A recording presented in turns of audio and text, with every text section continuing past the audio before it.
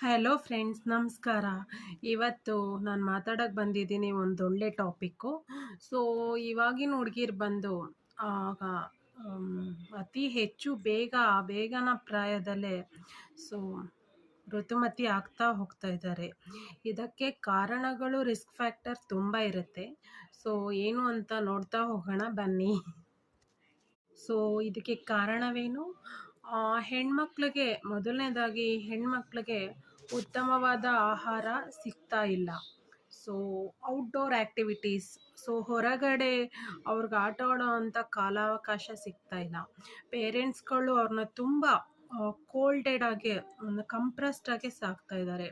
ಮೂರನೇದಾಗಿ so physical activities ಒಂದು ಸ್ವಲ್ಪನೂ ಇಲ್ಲ. ಸೊ ತುಂಬ ಹೋಮ್ಲಿಯಾಗೆ, ಸೊ ಜಾಸ್ತಿ ಸಾಫ್ಟಾಗೆ ಸಾಕ್ತಾ ಹೋಗ್ತಾ ಇದ್ದಾರೆ.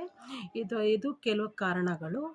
ಸೊ ಮನೆಯಲ್ಲಿ ನಡೆಯುವಂಥ ವಾತಾವರಣ ಆಗಿರ್ಬೋದು, ಮನೆಯಲ್ಲಿ ನೋಡುವಂಥ ಟಿ ವಿಯಲ್ಲಿ ರಿಯಾಲಿಟಿ ಶೋಸ್ ಆಗಿರ್ಬೋದು, ಸಮ್ ಅದರ್ ಎಂಟರ್ಟೈನ್ಮೆಂಟ್ ಪ್ರೋಗ್ರಾಮ್ ಆಗಿರ್ಬೋದು, ಸೊ ಮೊಬೈಲ್ ಬಿಟ್ಟು ಬಿಡದೆ ವಾಚ್ ಮಾಡೋದಾಗಿರ್ಬೋದು, ಇವೆಲ್ಲ ಔಟ್ಡೋರಲ್ಲಿ ಸಮ್ ಥಿಂಗ್ಸಿಂದಲೂ ಇನ್ಫ್ಲೂಯೆನ್ಸ್ ಆಗ್ತಾರೆ.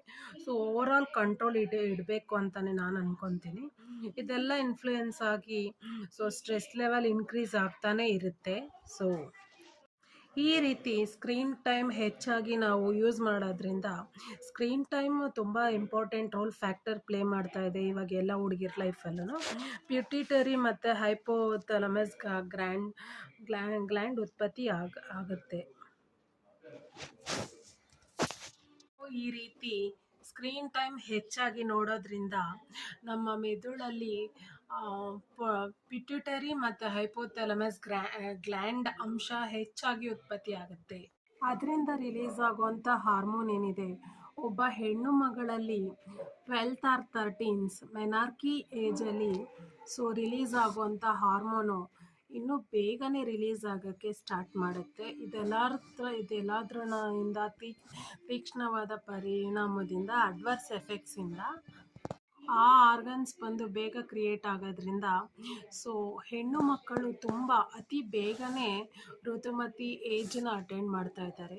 13 ಏಜಲ್ಲಿ ಅವರು ಅಟೆಂಡ್ ಮಾಡಬೇಕಾದಂಥ ಮೆನಾರ್ಕಿ ಏಜ್ನ ಅವ್ರು ಅರ್ಲಿ ಮೆನಾರ್ಕೀಸ್ ಅಟೆಂಡ್ ಮಾಡ್ತಾ ಇದ್ದಾರೆ.